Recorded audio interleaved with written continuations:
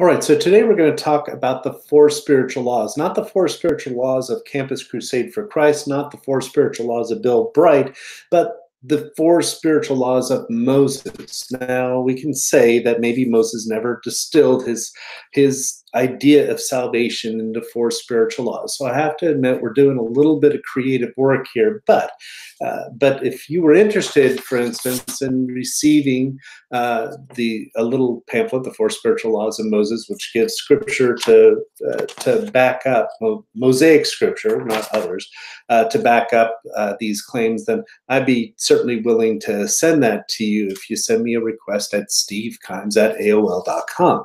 All right, however, let's go over the four spiritual laws really quick. So first of all, the first law is God has a plan of peace and justice for your community.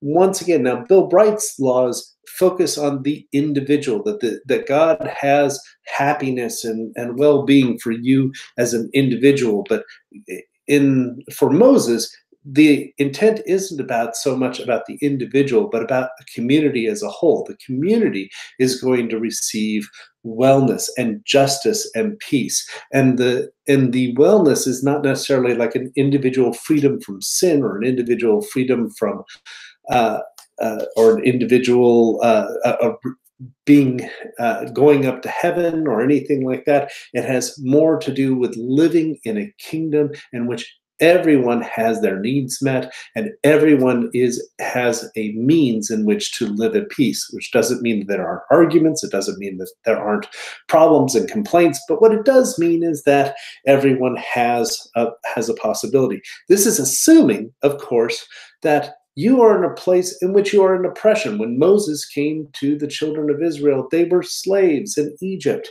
And he's talking to people who are enslaved, who are oppressed, people who are enslaved, literally slaves, or possibly working slave wages. Also, they could be talking to people who are in such debt that they are enslaved to certain people, or to people who have lost their land, who don't have any land. They have nowhere to live and nowhere to grow crops in which to eat.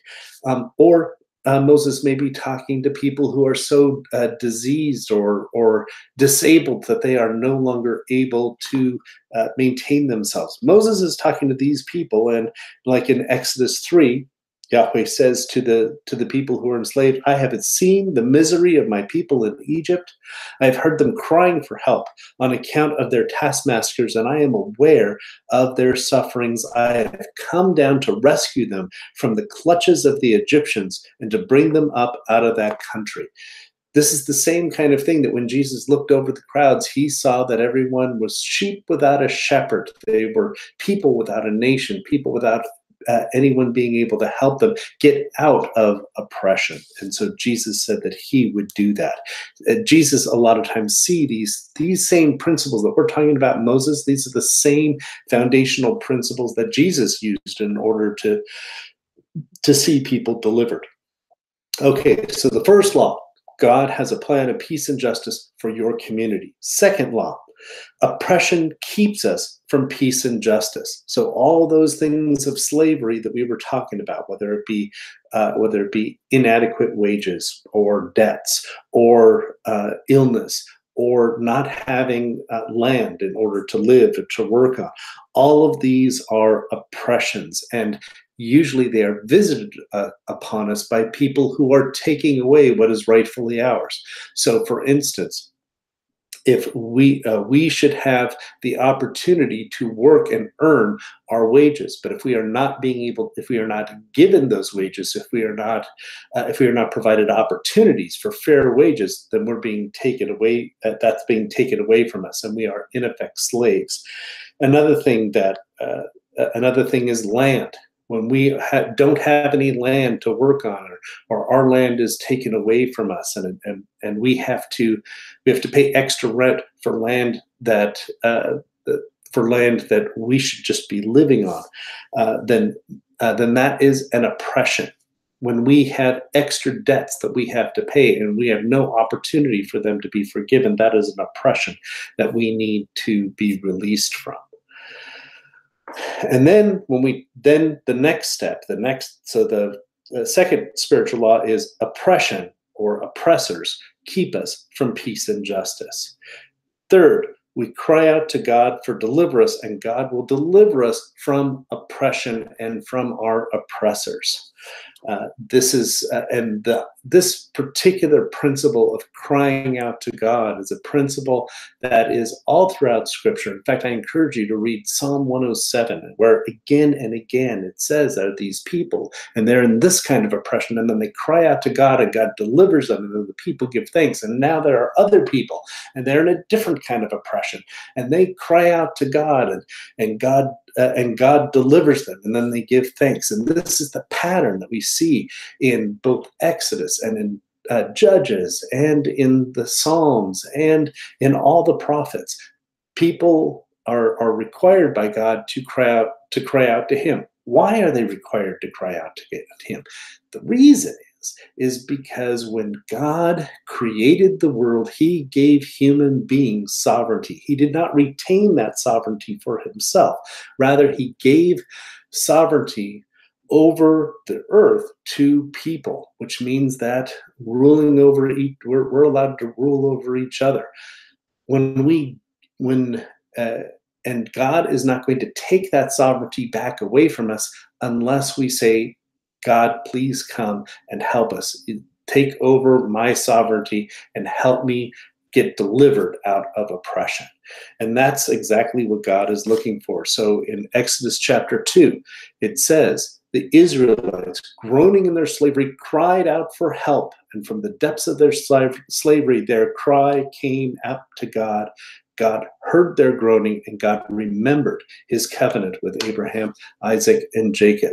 Even so, in front of the Red Sea, Moses says to the children of Israel, Yahweh will do all the fighting for you. All you have to do is keep calm, because they were crying out. All right. So the first principle, the first spiritual law is God has a plan of peace and justice for your community.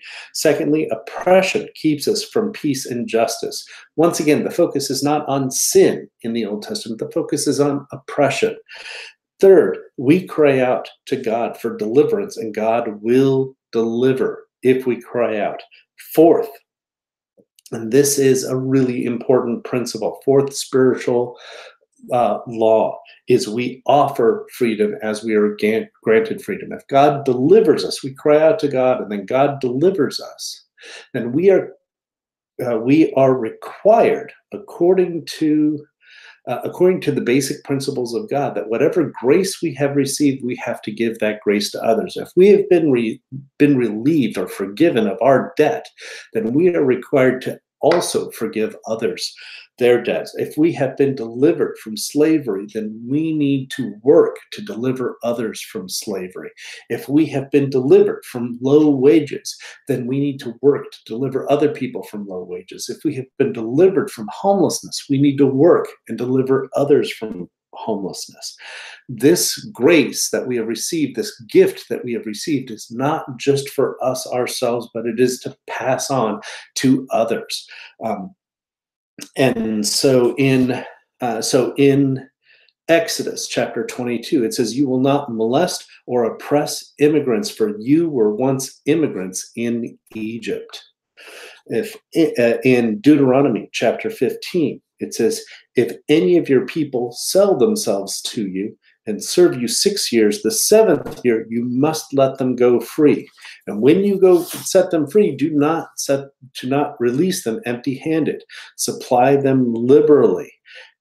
Remember that you were slaves in Egypt, and the Lord your God redeemed you." So even as we have received freedom from God, God's basic spiritual law is that we need to pass that freedom, pass that grace, pass that deliverance on to others.